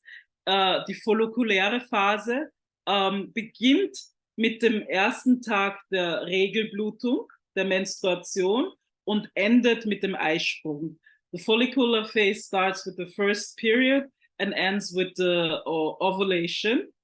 Und dann die luteale Phase beginnt mit dem Eisprung und endet mit dem endet eben mit dem ersten, nein, endet eben wieder einen Tag vor der Menstruation, ja, vor der Blutung. Starts with the ovulation and ends one day before the menstrual cycle starts again. Ja? Und was sind diese Phasen? Die Menstruation, die Blutung ist an und für sich nur der Uterus, die Gebärmutter, die Schleimhaut, die sie aufgebaut hat, abbaut. Die Schleimhaut wird abgebaut und wird durch das Blut dann aus dem Körper transportiert. Das heißt, die Schleimhaut ist dann wieder ganz dünn, aber während die Schleimhaut abgebaut wird, wird von den Hormonen das follikelstimulierende Hormon, das im Gehirn ist, stimuliert die Bildung von Follikeln in den Ovarien, das heißt in den Eierstöcken, die ich euch gezeigt habe, diese zwei Kugeln, da werden die Eifollikel gebildet, ja, und während die Follikel gebildet werden, schütten die auch gleichzeitig Östrogen aus. Das ist ein weibliches Geschlechtshormon, das wiederum wieder dazu führt, dass sich die Schleimhaut, die jetzt dünn ist, langsam wieder aufbaut, ja. Und in dieser Phase bilden sich mehrere Follikel, ja. Aber nur ein Follikel wird dann zum Ei werden, ja. Und diese Phase, das follikelstimulierende Hormon nimmt dann ab und es bildet sich ein Follikel. Ein Follikel bildet sich weiter, während die anderen aufhören, sich weiterzubilden. Und es gibt dann den Eisprung, ja. Das heißt, der Follikel bricht auf und das Ei gelangt dann in den Eileiter. In der Zeit herum um den Eisprung ist die Zeit herum, in der man ihr ganz, ganz viel, manche Mädchen haben gar keine Schmerzen, aber ich kenne ganz viele Mädchen, Frauen, die irrsinnig starke Schmerzen haben in diesem Zeitraum, ja. Schmerzen, die eben durch die Phase des Bildens des Follikels und des Eisprungs ausgelöst werden. Außerdem gibt es sehr, sehr viele Personen, die auch eine leicht erhöhte Temperatur haben, ja, ein bisschen fiebrig sich fühlen und natürlich, weil eben ganz, ganz viele Hormone aktiv sind, gibt es dann auch diese Mood Swings, diese Stimmungsschwankungen. Das ist alles normal in dieser Phase, alles normal im weiblichen Zyklus, ja. Nach dem Eisprung bildet sich dieser Follikel, schließt sich dann wieder und bildet sich zum Gelbkörper zurück. Das heißt, zum Gelbkörper zum Corpus luteum. Und dieser Gelbkörper produziert immer mehr Progesteron. Das hilft, das Östrogen nimmt ein bisschen ab, Progesteron nimmt sehr, sehr stark zu. Und das fördert ebenfalls eben die Bildung, den Aufbau der Schleimhaut. Außerdem führt es dazu, dass Nahrung in die Schleimhaut gegeben wird, ja, um eben ein kommendes Baby einbetten zu können. Ja, wird auch als Eibett bezeichnet, wenn es sich aufbaut. Wenn jetzt wir wissen jetzt, dass die Eizelle im Eileiter drinnen ist. Die Eizelle wartet im Eileiter drinnen darauf, dass ein Spermium kommt und es befruchtet. Das haben wir gesehen im Video. Ja? Wenn das Spermium kommt und es befruchtet, wandert die Eizelle dann weiter in die Gebärmutter und setzt sich dort fest und beginnt dann dort zu wachsen. Wenn jedoch das Spermium kein Spermium kommt, um es zu befruchten, baut sich das wieder ab und gleichzeitig kommt es dann eben wieder zum Abbau der Schleimhaut, die extrem groß gewachsen ist, wird wieder abgebaut und die Regelblutung setzt ein. Ja, das ist der ganze Prozess, ein bisschen oberflächlich erklärt, hoffentlich auch ein bisschen verständlich, aber der ganze Prozess, den der Körper eines Mädchens durchgeht, mit weiblicher Zyklus, ist an und für sich der Prozess, in der Lage zu sein, ein Kind in die Welt zu setzen, ein Kind wachsen zu lassen im Körper und dann die Entscheidung, nein, gibt es kein Kind, weg damit. Und das baut sich jedes Mal innerhalb von 28 Tagen verläuft dieser Prozess. Und dieser Prozess ist meiner Meinung nach magisch. Ich finde es irrsinnig toll, dass der weibliche Körper das alles machen kann. Und natürlich ist es ganz normal, dass weil so viele Hormone die ganze Zeit arbeiten, über 28 Tage durch, natürlich ist es auch normal, dass man auch Stimmungsschwankungen haben kann. Ja? Und dass man eben auch diese Schmerzen hat oder auch ein bisschen Fieber haben kann. Es gibt ganz viele unterschiedliche Sachen, die passieren können vor einer Periode, nach einer Periode. Oh, I didn't say it in English again. Ja. Jason, du bist muted.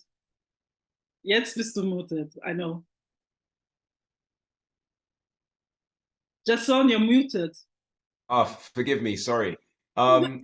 Yeah, no, I think it's absolutely fine. And if anyone wants something to be said in English, they can ask you, but I think it was good. And if Amali has a question for you though. Yeah. She had written it into the chat, but I think she will say it now. Do you want to unmute yourself, Amali? Amali, you can ask if you want. Wie weiß man, dass man die Periode kriegt? Meinst du als junges Mädchen oder hast du noch, wenn man noch nie die Periode gekriegt hat, ja, oder wenn man es schon hat? Wenn man es noch nie schon hatte.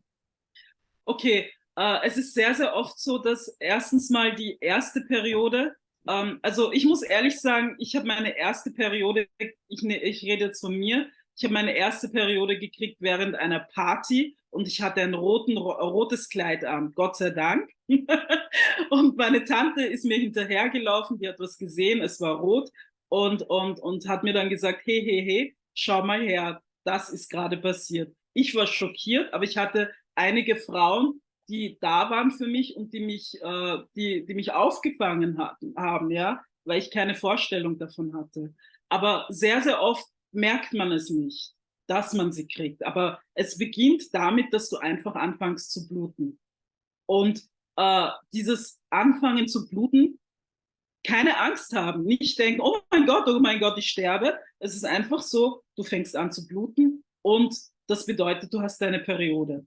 Und dann braucht man natürlich auch unterschiedliche, also Binden zum Beispiel, mit denen man das Blut auffangen kann. Ja, es kann aber auch sein, dass du einfach Bauchschmerzen hast. Ich weiß nicht, ob ich Bauchschmerzen hatte. Es ist mir nicht aufgefallen. Ja, Aber es kann sein, dass du natürlich Bauchschmerzen hast, dass dein Bauch spannt, ja. Und was auch mit Periode zu tun hat, ist einfach auch, dass die Hormone auch dazu führen, dass deine Brust auch ein bisschen spannen kann, ja, weil die Brustdrüsen geöffnet werden. Also das sind alles Sachen, die vor einer Periode stattfinden. Und wenn du als junges Mädchen vielleicht Bauchschmerzen hast, dein Brustkorb tut ein bisschen weh, kann es sein, dass du vielleicht davor bist. Was du auch wissen musst, ist, dass selbst wenn du eine erste Periode gehabt hast, musst du nicht im nächsten Monat die nächste haben. Das ist sehr unregelmäßig. Genau das Gleiche du wirst zweimal ein Kind. Du wirst als Kind ein Kind und als ältere Person. Frauen, die in die Menopause kommen, das heißt, sie haben dann keine Perioden, bei denen ist es dann auch so, dass sie eine Zeit lang, 3 Monate lang keine Periode haben und das wieder kommt. Das Gleiche ist bei dir oder bei Mädchen in diesem Alter. Es kann sein, dass du 3 Monate keine Periode hast und dann kommt sie wieder, ja, bis sie dann regelmäßig wird. War das ausreichend oder hast du noch eine Frage? Danke. Okay. Gibt es noch Fragen?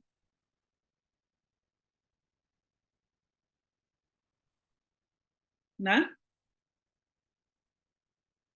Okay. All right. Well, that was very.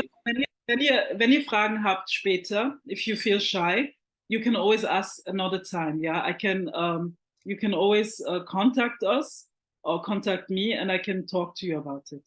Ja, ihr könnt mich immer gerne anrufen und mich fragen. Ja? I think we could even go one step further, and if you request it, we can organize a lesson that Adora leads, that talks a lot more on this, where you all can talk a lot more and get into other things. And so if you request some things from us that you'd like to know relating to science, you can ask us some specific questions even beforehand Ja. by contacting us Also or asking us to do certain topics. Also wenn ihr näher darauf eingehen möchtet, können wir gern nochmal einen Workshop machen, nur mit diesem Thema.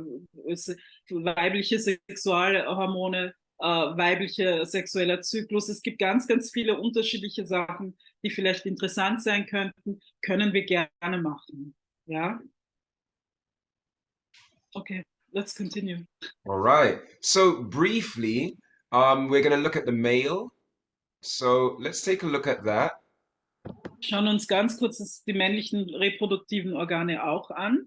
So what you notice is the main parts are the testicle, which is held in a bag called a scrotum, moves through the vas deferens, and this will be where all of the sperm for the male are, and they flow through this tube called a vas deferens, which then allows it to exit through the penis. And if you notice, there's some things that I'd like to point out. I don't want to go into the detail of all of these different labelings, but there's actually a lot of similarity between the male and the female reproductive organs. You have two, you can say eggs. Yeah, they're egg shaped. They look like eggs, and they produce the male sexual cells, sperms. And like the females produce the ovaries produce the eggs, right? So, and then they have connecting tubes from both of them to exit through, in the female, of course, the cervix through to the vagina. In the male, it's through the penis and via the vas deferens. So there's a lot of similarity there. Okay, wenn wir uns die männlichen Sexualorgane anschauen, ist es so, dass sie einerseits den Hoden haben, die Hoden haben, die eben das Spermum erzeugen in diesem Bereich und über die Vas deferens eben das Spermum weiter leiten in den Penis und dadurch nach außen leiten. Und es gibt große Ähnlichkeiten eben zwischen männlichen und weiblichen Sexualorganen. Die Männer haben genauso zwei Hoden, während die Frauen 2 Eierstöcke haben und auch 2 Leiter, die eben zu einem zentralen Bereich führen und das eben beim Mädchen eben über die Vagina und beim Jungen eben über den Penis rausführen. Ja. And if we move past this, moving forward, there's the eggs, the ovaries from the woman and the testes from the man. So you know that the testes being the egg-shaped part and the ovaries again being the egg-shaped part that produces the sex cells also produce certain chemicals called hormones. You have to go on further. Yeah. Mhm.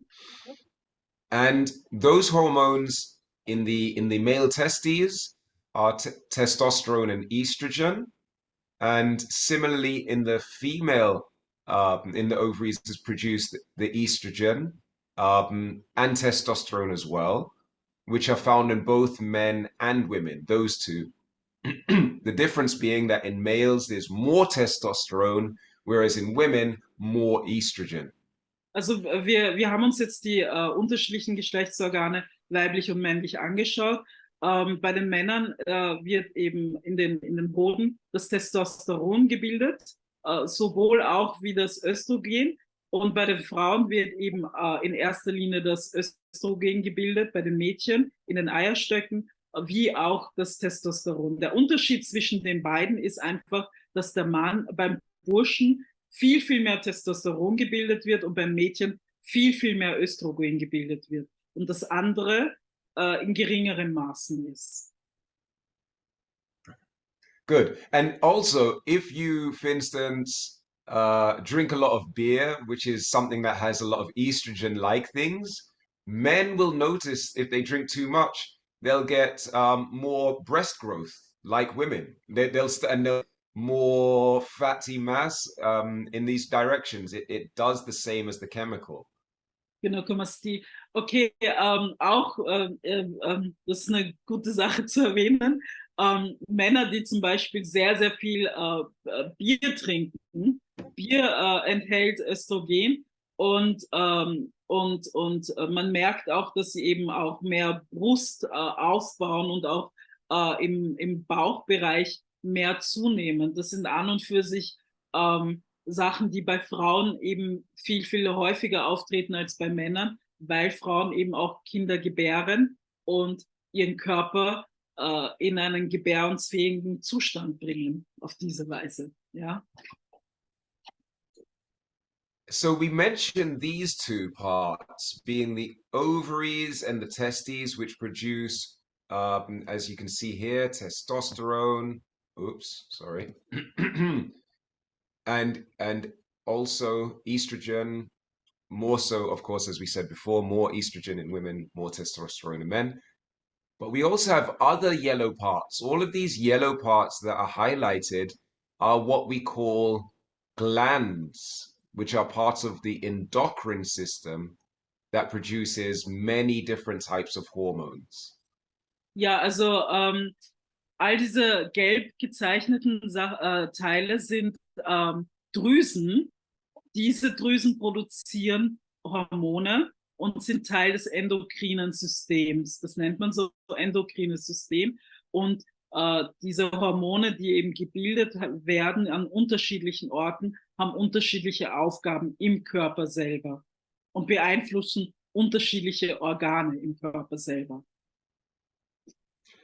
And so just very briefly, some of your hormones that you produce in your body, they regulate your sleeping cycles, they regulate your growth and repair of your body, healing and regeneration, regulating your sugar levels, all of these different things these hormones do. Ja, also die unterschiedlichen Hormone haben unterschiedliche Aufgaben, wie schon gesagt. Einige regulieren den Wachstum, heißen auch Wachstumshormone, passenderweise. Dann gibt es Hormone, die eben den Schlaf regulieren, Hormone, die den Blutzuckerspiegel regulieren, zum Beispiel das Insulin, das habt ihr sicher schon gehört. Das reguliert zum Beispiel den Blutzuckerspiegel. Super. All right. So this is the adolescent phase of kicking out lots of hormones. Your hormones and your endocrine system, the system that controls your hormones is the endocrine system. And these hormones being pumped out during adolescence creates all of these changes and that makes you into an adult. So the next phase that we're looking at is the adult phase. Ja, also der Grund, warum wir eben über Hormone Oh, sprechen, sorry. Yeah, this is the adolescent phase going into adult. der Yeah. Grund, warum wir über Hormone sprechen, ist einfach, dass diese Hormone eben in der Pubertät sehr aktiv sind und uns eben in den erwachsenen Menschen machen, der wir sind, ja. Und diese Hormone nutzen wir eben, um unsere Entwicklung fortzuleiten. And so we just to make a whole roundup of the adolescent phase, it can happen between say 10 to 25. It's uncertain when the end point is, and it's different for everyone. Ja, also die Pubertät, Adoleszenz läuft zwischen 10 und 25 Jahren ab, kann manchmal früher enden, manchmal später enden. Wie gesagt, jede Person ist unterschiedlich und dementsprechend auch diese Entwicklung. And we look to find our what we like in life, what we might want to do in life, how we might want to live, these sorts of things, who we might want to live with, finding our groups, our people, our crowds, our crew. These are the things that we tend to do during the adolescent phase. Also in der Adoleszenz, das ist die Zeit, in der viele Fragen gestellt werden. Wer bin ich? Was mag ich im Leben? Man lernt neue Menschen kennen, lernt sich selbst kennen. Diese Zeit ist die wichtige Zeit der Selbstfindung, um eben erwachsen zu werden und auch rauszufinden, was für ein Erwachsener werde ich sein, was für einen Job möchte ich machen. Also das sind ganz wichtige Fragen, die in dieser Zeit selbst bearbeitet werden. So moving forward into adult life, the main thing for me to say about adults for me is really your peak physical form. This is when your body is very strong. You're often at your most active. You're working. Sometimes you're doing sports as well as working. Maybe you're learning something while studying, whilst working, whilst having a relationship, etc., etc. Wanting to travel. You feel like doing. You want to be busy. You want to get out there because you have a lot of energy in life to do. Ja, also über Erwachsene muss man nicht viel sagen. Das ist die Zeit, in der man wirklich im Höhepunkt physisch, körperlich steht. Du hast die meiste Kraft in dieser Zeit und hast auch die Kraft, Dinge zu tun, neue Dinge zu tun, Dinge zu verändern in dieser Zeit. Und ihr seid ja umgeben von Erwachsenen, von euren Eltern und auch Erwachsenen auf der Straße. Man sieht halt, Erwachsene sind die Personen, die einfach schon im Leben stehen, meistens, und eben schon ihre Jobs haben, ihre Aufgaben haben, die sie erfüllen. And moving on to elderly, the elderly is often during retirement. They've already maybe had their children if they choose to have children. They're likely to have grandchildren if their children have children. You're at that phase in life where maybe you've left your work, you've retired, and changes also physically occur at this point again. But instead of making you grow more and bigger and stronger and grow more here, it goes in the other direction. You might lose here, you might lose weight, you might lose height, you might change in your weight. So a lot of changes occur which start to bring you back down towards your kind of childlike state a bit, even in height in that sense, right? And ja, also in der yeah. Phase des Senioren ist es so, dass sich wieder sehr, sehr viel verändert, ja. Im Vergleich zu eben wenn du erwachsen bist, wenn du dann älter wirst, verlierst du vielleicht Haare, kann es passieren, dass du an Höhe, an Größe verlierst. Die Knochenstruktur kann abnehmen. Man kann in der Masse sich verändern, zunehmen, abnehmen. Also das ist wieder eine Phase von viel Veränderung, die sehr stark mit der kindlichen Veränderung zusammenhängt. So I think we've gone through the majority of things, right? Maybe we should mention that their bones can shrink and bone density decrease, but I think more than that, we're pretty much near the end of what it means to be, going through the life phases. So Also we wir sind shall maybe ziemlich move am on to Ende the jetzt last mit phase. den Lebensphasen und es bleibt halt wirklich nur mehr eine Sache zu besprechen, die ich sehr wichtig finde und die hoffentlich geht sich das noch aus gut. Jason? I think we should just continue and then we just end after they ask their last questions and we keep it brief and to the point and let them ask if they want to and then we can bring it to an end. Wir What do you würden think? das Ende jetzt, obwohl die Zeit schon fast abgelaufen ist, würden wir gerne das Ende jetzt noch abschließen und wenn ihr noch Fragen habt, könnt ihr gerne fragen und dann, ja. So, my fellow scientists, the last part is a question also, another question that science has not a lot to say about because after death, which is beyond your physical, so we're looking at the point where if you had, say, for instance, a snail that was on the floor, you saw it was moving, and at some point it stopped and didn't move again, the whole body of the snail is still there, but it's no longer the same. It's no longer alive.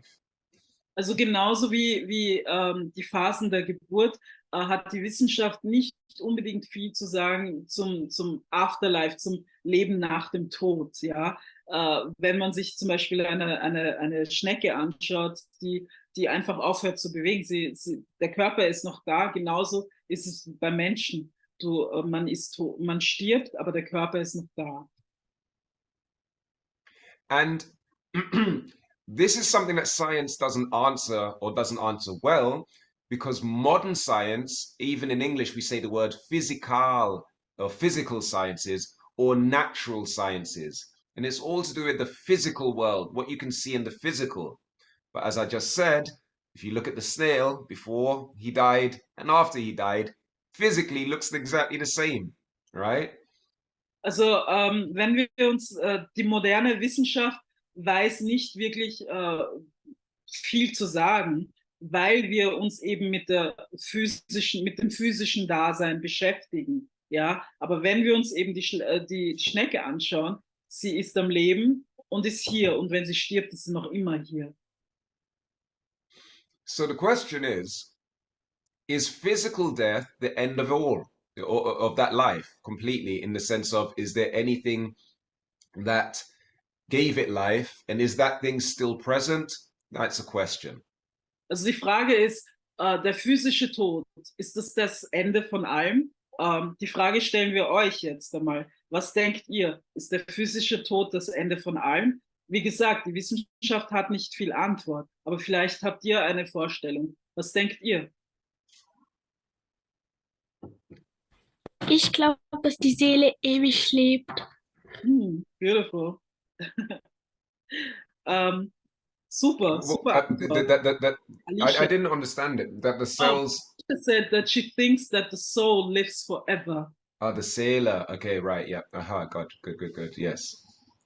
Okay. Yeah. That's these are all thoughts that we can think about and share and talk about. Hat noch jemand vielleicht einen Gedanken?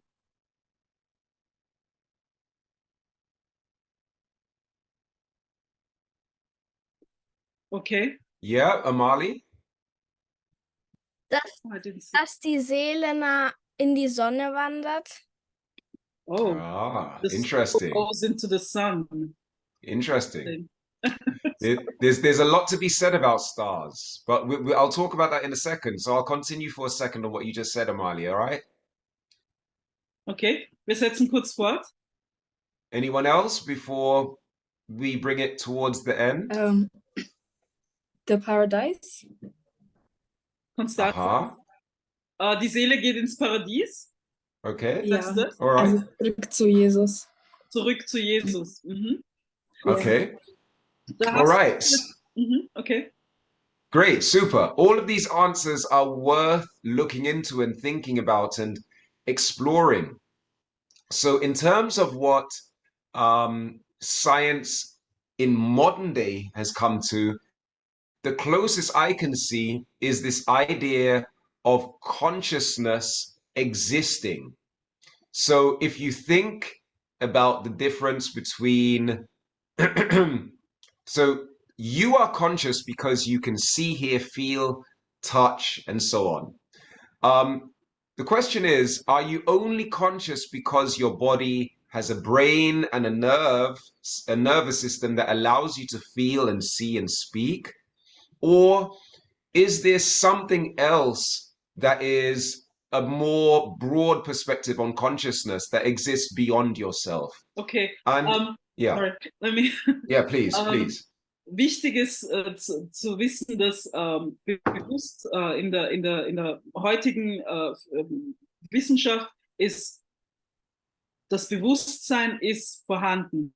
Das heißt, wir sind bewusst, weil wir fühlen können, sehen können, hören können. Aber die Frage ist das Bewusstsein auch noch vorhanden, wenn wir gestorben sind? Oder was passiert mit dem Bewusstsein? So what I would like to do is to let you know that modern science has learned a lot.